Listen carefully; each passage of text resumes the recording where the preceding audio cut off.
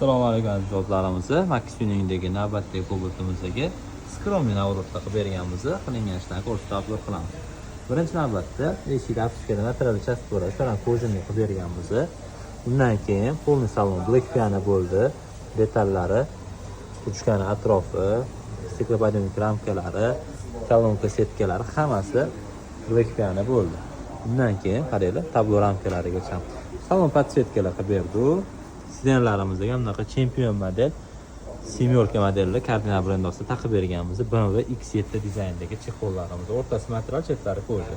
Evercoat polik hamda original Malibu 2 rul black piano variantida polniy salon komplektida bo'lgan.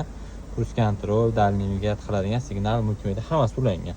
Rulimizga bunaqa akkuratniy chexol ham qilib berdi. Toshli bo'lsin dedilar. Ayollar haydirgan xohlasa.